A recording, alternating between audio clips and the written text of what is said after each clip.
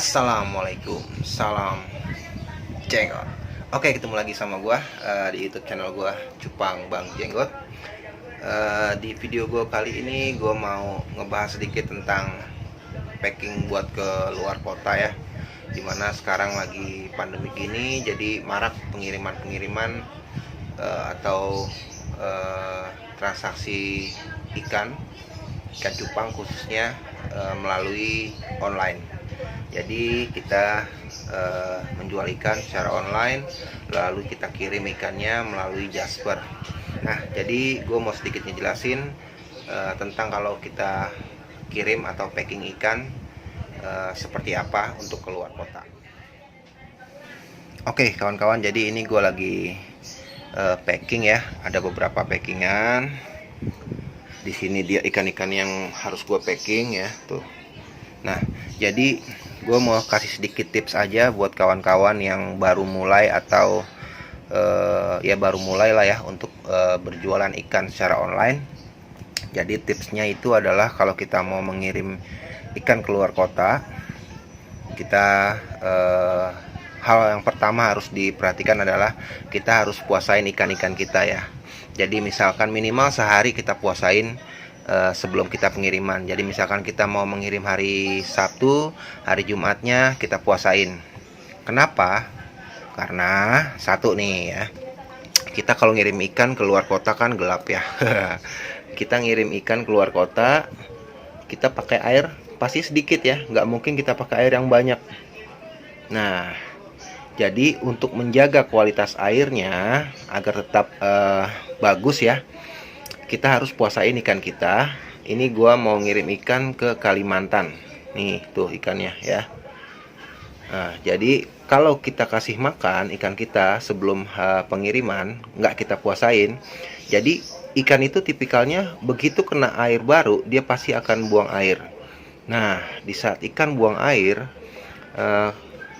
kualitas airnya ini akan rusak ya. Karena apa? Karena dengan kotorannya itu. Jadi hal yang harus diperhatikan kalau kita ngirim ikan ke luar kota adalah ikan harus kita puasain minimal sehari ya. Jadi dia tidak akan buang air di packingan kita ini. Karena kalau buang air itu yang gue bilang tadi, kualitas airnya jadi tidak bagus dan akan mengakibatkan kualitas airnya tidak bagus, akan mengakibatkan ikannya akan bisa dibilang mabok ya, dan bisa berakibat fatal, nanti berujungnya ke kematian si ikan. Nah, jadi gitu kawan-kawan, sedikit tips dari gua. Dan ini gue pakainya airnya seperti ini, kurang lebih hampir sepertiga lebih ya, sepertiga lebih airnya. Terus hal yang lain lagi yang gue pakai adalah ini styrofoam ya, styrofoam nih sama kardus. Jadi gue kalau ngirim keluar kota selalu gue pakai standarnya seperti ini, pakai kardus packingan dan gue pakai styrofoam. Kenapa pakai styrofoam? Karena styrofoam itu bisa menjaga suhu air di dalam ya. Jadi di saat panas hujan, suhu air di dalam sini ya, di saat kita masukin si ikan ke dalam, itu suhu airnya akan stabil, tidak akan panas, tidak akan apa ya. Jadi si ikannya akan nyaman dengan kondisi airnya. Karena kalau tidak kita kasih styrofoam di saat kita pengiriman, biasanya yang fatal itu di saat pengiriman Jasper yang dari agen menuju ke rumah kita gitu, dimana mereka menggunakan sepeda motor, kehujanan atau kepanasan. Nah, di saat seperti itulah yang berbahaya buat si ikan, yang bisa mengakibatkan kematian. Di saat kepanasan, kalau kita nggak pakai styrofoam, air yang di dalam plastik akan berubah menjadi panas, dan itu bisa mengakibatkan kematian buat si ikan cupang. Dan sama gue gunain kardus ya, kardus packing standar. Nah, ini udah ada contoh sampel yang jadi satu ya. Nah, ini jadi setelah gue kasih styrofoam seperti ini, terus gue bungkus lagi, gue lakban coklat seperti ini ya, biar rapih, jadi ikannya juga aman. Habis ini baru gue kirim ke Jasper. Jadi gitu kawan-kawan, kurang lebih sedikit tips dari gue. Yang pertama, ikan harus dipuasain. Agar apa? Agar dia tidak buang air di dalam packingan, yang mengakibatkan si airnya akan terkontaminasi dengan kotorannya itu, yang mengakibatkan si ikan bakal mabok karena kualitas airnya nggak bagus. Yang kedua, standar packingan gue pakai styrofoam yang bisa menjaga suhu air di dalam packingan tetap stabil. Ketiga, gue rapihin lagi pakai lakban ya, gue kelilingin semua biar rapih.